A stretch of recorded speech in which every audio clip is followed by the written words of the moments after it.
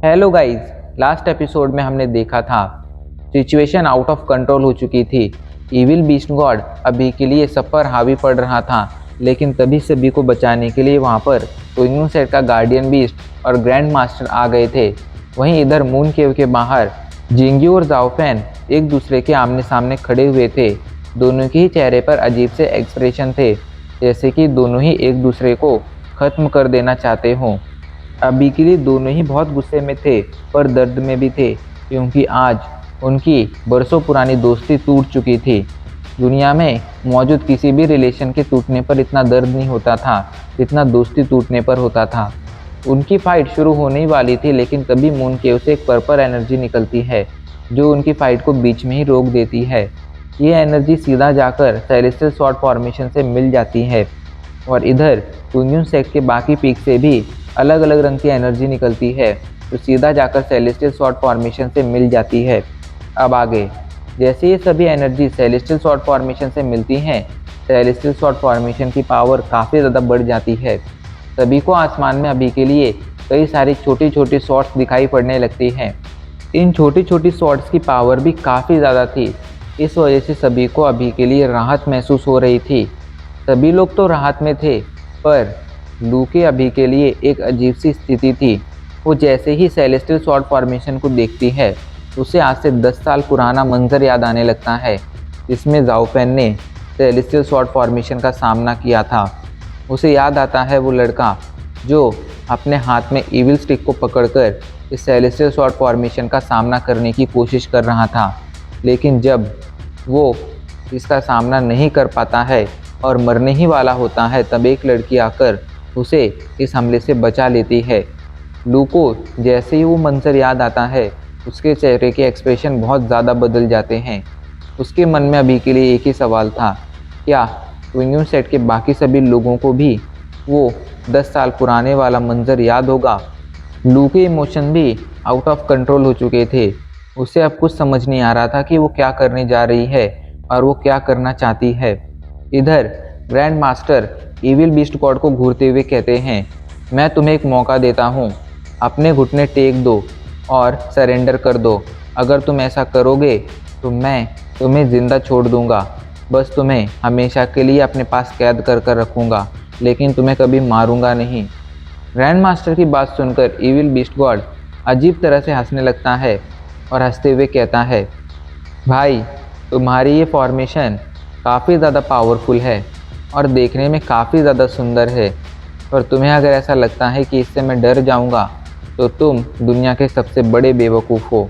ये फॉर्मेशन मुझे डराने के लिए काफ़ी नहीं है, इसलिए तुम्हारी फालतू की बकवास बंद करो और अगर तुम में दम है तो मुकाबला शुरू करो। उसकी बात सुनकर ग्रैंड मास्टर एक गहरी सांस लेते हैं, जिसके बाद फाइनली वो हमला करने के लिए तैयार हो जाते हैं। वो अपना हाथ लहराते हैं, तो जैसे ही वो अपना हाथ लहराते हैं, सेलेस्टियल स्वॉर्ड फॉर्मेशन से तैयार हुई हज़ारों लाखों स्वॉर्ड्स में से एक ऑरेंज कलर की स्वॉर्ड तेज़ी से इविल बीस्ट गॉड की तरफ बढ़ने लगती है। उस स्वॉर्ड को अपनी तरफ बढ़ता देख इविल बीस्ट गॉड बिल्कुल भी परेशान नहीं होता है। वो बस हल्के से अपना हाथ आगे करता है। अचानक से उसके हाथ आगे करते ही उसके चारों तरफ एक काले रंग की एनर्जी इकट्ठा होने लगती है। ये ब्लैक कलर की एनर्जी बहुत ज़्यादा पावरफुल थी। बीस्ट गॉड के सामने इकट्ठा होते हुए ब्लैक रंग की एनर्जी एक शील्ड में बदल जाती है। वो ऑरेंज कलर की स्वॉर्ड सीधा आकर इस शील्ड से टकरा जाती है और खुद डिस्ट्रॉय हो जाती है, लेकिन उससे शील्ड को कोई फ़र्क नहीं पड़ता है। ये देखकर किसी को कोई फ़र्क नहीं पड़ता है, क्योंकि ये तो बस शुरुआत थी। ग्रैंड मास्टर जल्दी से दूसरा हमला करने के लिए तैयार हो जाते हैं। वो अपने हाथ को मूव करने लगते हैं और उनके हाथ पर मौजूद सेल्स एक के बाद एक बदलने लगती हैं।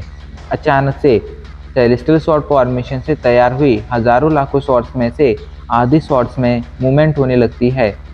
ये स्वॉर्ड्स तेज़ी से हिलने लगती हैं और एक साथ आकर तेज़ी से अभी के लिए इविल बीस्ट गॉड की तरफ बढ़ने लगती हैं। इतनी सारी स्वॉर्ड्स को अपनी तरफ बढ़ता देख भी इविल बीस्ट गॉड के चेहरे पर कोई परेशानी नहीं आती है। वो बस अपना हाथ लहराता है। उसके हाथ लहराते ही इविल बीस्ट किंग फाइट के लिए तैयार हो जाता है। अचानक से उसके शरीर से एक ब्लैक कलर की एनर्जी निकलती है जो अलग अलग तरह के टेंटिकल्स में बदल जाती है। अचानक से फॉर्म हुए कई सारे टेंटिकल्स एक के बाद एक उन सभी हजारों लाखों स्वॉर्ड से जाकर भिड़ने लगते हैं और एक के बाद एक उन्हें डिस्ट्रॉय करने लगते हैं।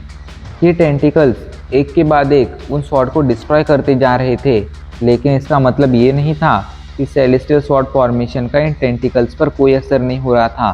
सेलेस्टियल स्वॉर्ड फॉर्मेशन का भी इन टेंटिकल्स पर असर हो रहा था और एक के बाद एक ये टेंटिकल्स भी गायब होते जा रहे थे। अभी के लिए नीचे मौजूद लोग जो ये फाइट देख रहे थे, उनके चेहरे पर थोड़ी खुशी दिखाई पड़ रही थी, क्योंकि आखिर में उन्हें अपनी जीत की एक उम्मीद दिखाई पड़ रही थी, जो कोई और नहीं बल्कि सेलेस्टियल स्वॉर्ड फॉर्मेशन थी। सेलेस्टियल स्वॉर्ड फॉर्मेशन अचानक से ज़ोर ज़ोर से घूमने लगती है। इधर ईविल बीस्ट किंग एक के बाद एक कई सारी स्वॉर्ड्स को डिस्ट्रॉय करता जाता है और लगभग आधे घंटे में वो सारी की सारी स्वॉर्ड्स को डिस्ट्रॉय कर देता है। अभी के लिए उस अकेले ने पूरे के पूरे सेलेस्टियल स्वॉर्ड फॉर्मेशन की आधी स्वॉर्ड्स को डिस्ट्रॉय कर दिया था। लेकिन ये देखकर ग्रैंड मास्टर परेशान नहीं हुए थे, उल्टा उनके चेहरे पर तो अभी के लिए अजीब से एक्सप्रेशन दिखाई पड़ रहे थे, जैसे कि वो अगले हमले के लिए तैयार हो रहे हों। वो अचानक से अपने हाथ को आगे करते हैं और उनके हाथ पर मौजूद सील बदल जाती है। जैसे ही वो सील बदलती है, अचानक से आसपास मौजूद नेचुरल एनर्जी और वो पर्पल रंग की एनर्जी सेलेस्टियल स्वॉर्ड फॉर्मेशन पर इकट्ठा होने लगती है। कुछ ही पलों में एनर्जी मिलकर सेलेस्टियल स्वॉर्ड फॉर्मेशन पर कुछ पावरफुल स्वॉर्ड्स में बदल जाती है, जिसके बाद अचानक से ही इन स्वॉर्ड्स में से एक अलग रंग की एनर्जी निकलती है, तो जैसे ही आसमान में जाती है, आसमान में कई सारी और स्वॉर्ड्स फॉर्म हो जाती हैं। वो स्वॉर्ड्स पिछले वाली स्वॉर्ड से कई गुना ज़्यादा पावरफुल थी, क्योंकि इसमें पर्पल एनर्जी भी मिक्स थी। वो स्वॉर्ड्स तेजी से अभी के लिए ईविल बीस्ट किंग की तरफ बढ़ने लगती हैं। उन्हें अपनी तरफ बढ़ता देख ईविल बीस्ट किंग जल्दी से दोबारा से कई सारे टेंटिकल्स तैयार करता है और उनका सामना करने की कोशिश करने लगता है। वो इस बार भी उनका सामना कर लेता है, लेकिन इस बार उसे पिछली बार से कई गुना ज़्यादा डैमेज पहुंचता है। अभी के लिए आसमान में सिर्फ 5 टेंटिकल्स बचे हुए थे, बाकी के सारे टेंटिकल्स डिस्ट्रॉय हो गए थे। ईविल बीस्ट किंग इन बचे हुए 5 टेंटिकल से ही सेलेस्टियल स्वॉर्ड फॉर्मेशन की इतनी सारे स्वॉर्ड्स का सामना कर रहा था, लेकिन एक के बाद एक ये सभी टेंटिकल्स भी डिस्ट्रॉय होते जा रहे थे। कुछ ही पलों में ये सारे के सारे टेंटिकल्स भी डिस्ट्रॉय हो जाते हैं और अब आसमान में कोई टेंटिकल नहीं बचा था जो ईविल बीस्ट गॉड को इन हमलों से बचा सके। इस वजह से एक के बाद एक आसमान में मौजूद सारी की सारी सेलेस्टियल स्वॉर्ड्स उस ईविल बीस्ट गॉड की बॉडी के अंदर घुसती जाती हैं।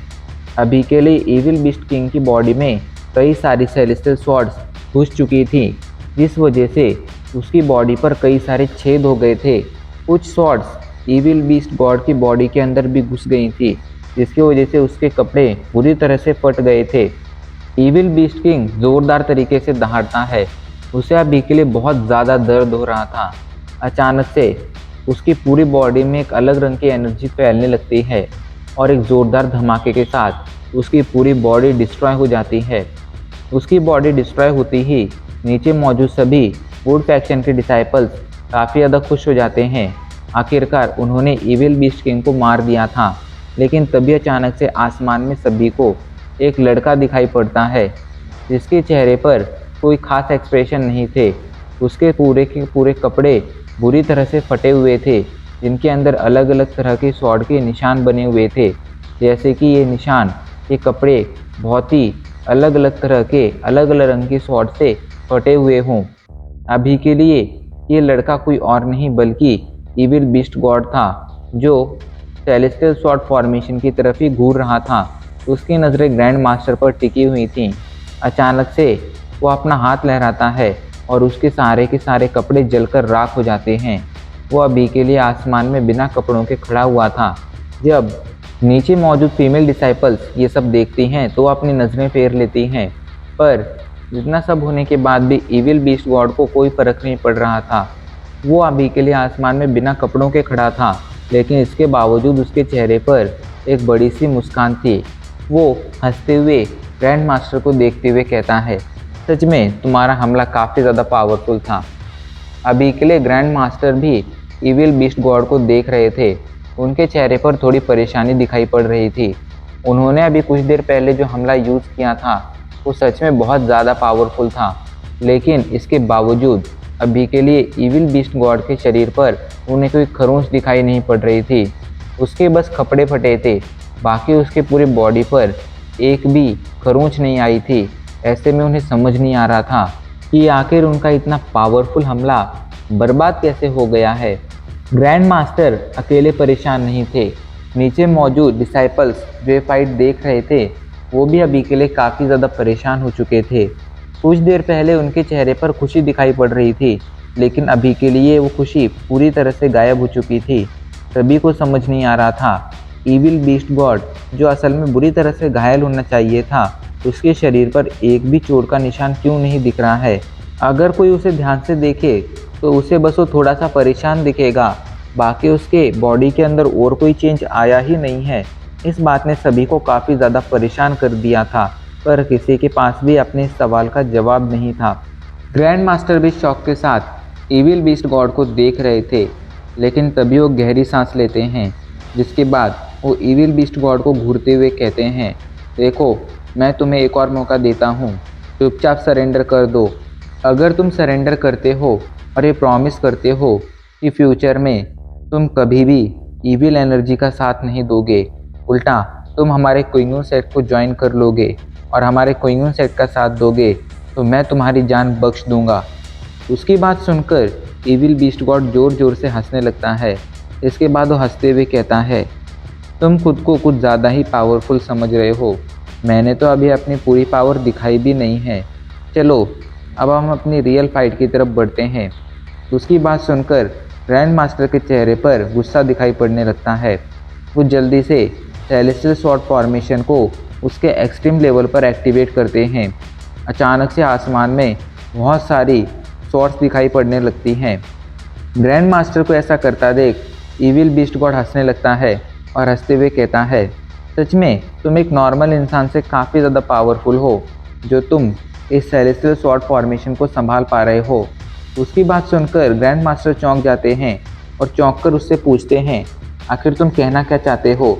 इस पर इविल बीस्ट गॉड हंसते हुए उसे समझाता है, तुम अभी के लिए जिस एनर्जी को कंट्रोल कर रहे हो वो एक हेवन और अर्थ की एनर्जी है, और मैं भी हेवन और अर्थ की एनर्जी से बना हुआ हूँ। ऐसे में मैं आसानी से इस एनर्जी को पहचान सकता हूँ, और ये पहचानने के बाद ये एनर्जी क्या है, मैं इतना ज़रूर कह सकता हूँ कि कोई नॉर्मल इंसान कभी इसे कंट्रोल नहीं कर सकता है। ऐसे में तुम इसे कंट्रोल कर पा रहे हो, इसका मतलब यही है कि तुम कोई नॉर्मल इंसान नहीं हो, और चाहे कुछ भी हो, ये हेवन और अर्थ की एनर्जी है। ऐसे में तुम इसे जितनी ज़्यादा देर तक कंट्रोल करोगे, ये एनर्जी तुम्हें उतना ज़्यादा ही नुकसान पहुँचाएगी। धीरे धीरे तुम्हारी खुद की बॉडी कमज़ोर होने लगेगी, और एक समय ऐसा आएगा जब तुम्हारा हाल बद से बदतर हो जाएगा। अगर आज की फ़ाइट में मैं मारा भी गया और तुम जीत भी गए, तो भी आज तुमने इस सेलेस्टियल स्वॉर्ड फॉर्मेशन को एक्टिवेट कर कर खुद की बॉडी पर जो साइड इफ़ेक्ट लिया है वो कभी भी ख़त्म नहीं होगा, और तुम्हारी खुद की बॉडी समय आने पर ऐसी हो जाएगी जैसी तुमने कभी सोची नहीं होगी, और तुम्हारा हाल मुझसे भी 10,000 गुना ज़्यादा बुरा होगा। इसकी बात इविल बीस्ट गॉड की बात बिल्कुल सही थी। ग्रैंड मास्टर भी इस बात को जानते थे, लेकिन वो पूरी दुनिया को बचाने के लिए अपनी जान खतरे में डालने के लिए तैयार हो गए थे। वो नहीं चाहते थे कि वो अपनी जान की परवाह करें और पूरी दुनिया ख़त्म हो जाए, इसलिए उन्होंने अपनी जान को खतरे में डाल दिया था। खैर अभी के लिए बातों का भी कोई फ़ायदा नहीं होने वाला था। Grand master evil beast God को घूरते हुए कहते हैं, आखिर तुम बातों में वक्त बर्बाद क्यों कर रहे हो। अगर तुम इतनी ही ज़्यादा पावरफुल हो तो आ जाओ, हम फाइट शुरू करते हैं। ये कहकर ग्रैंड मास्टर अचानक से अपना हाथ लहराते हैं और आसमान में कई सारी सेलेस्टियल स्वॉर्ड फॉर्मेशन दिखने लगती हैं। इसके बाद आसमान में कई सारी सेलेस्टियल स्वॉर्ड्स दिखने लगती हैं, और अब इसी के साथ हमारा ये एपिसोड आज यहीं पर ख़त्म हो जाता है।